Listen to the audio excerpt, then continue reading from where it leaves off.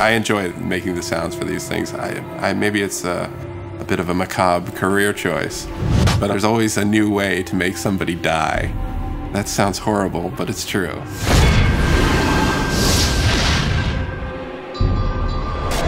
Hunted is about the sense of being lost in the world. Not like literally lost, where you need a map, but just lost in the way that you get overcome and you really believe that you're there.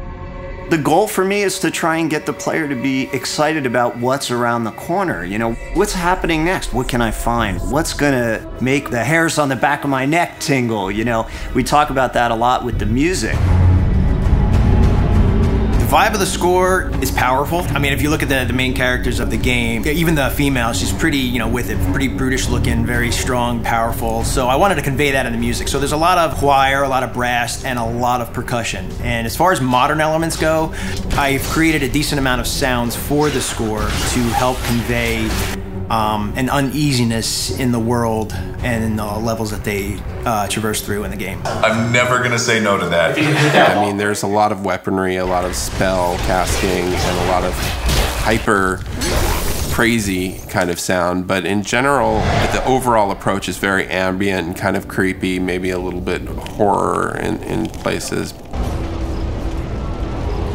I mean, I'm a big fan of bowing anything, like a cello bow, whether it be a metal tin, a gate, you know, a pot from the kitchen, and you pitch them real low down and you put some reverb and delay on it, and it creates a decent tension for the game.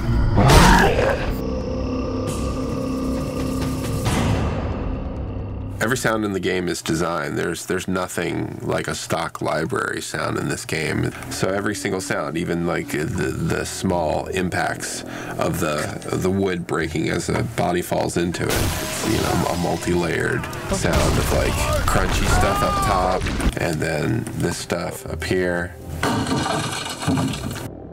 These things make really great whooshes for like the arrows, you know, as they pass by your head. That's how you make them.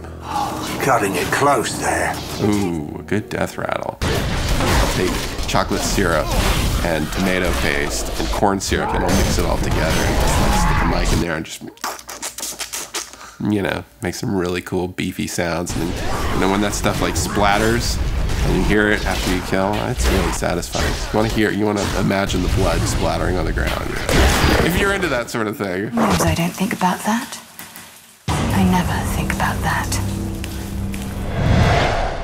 A lot of the nostalgia of the old dungeon crawly games was all about the magic mouth giving you the riddle, or you find the runes written on the wall and you translate them into some mysterious riddle. What we want to do is give that same kind of fun, like, ah, I figured it out, or I've been thinking about it all night and I woke up in the morning with the answer.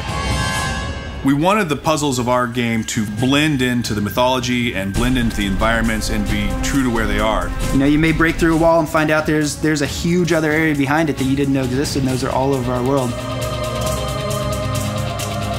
The sense of discovery and all of the emotions that walking down those dark corridors invoke is really, to me, sort of the essence of the foundation of what these games are built on. Because your responsibility is to give people what they're looking for, but once you've done that, and then you got to give them some things they didn't expect.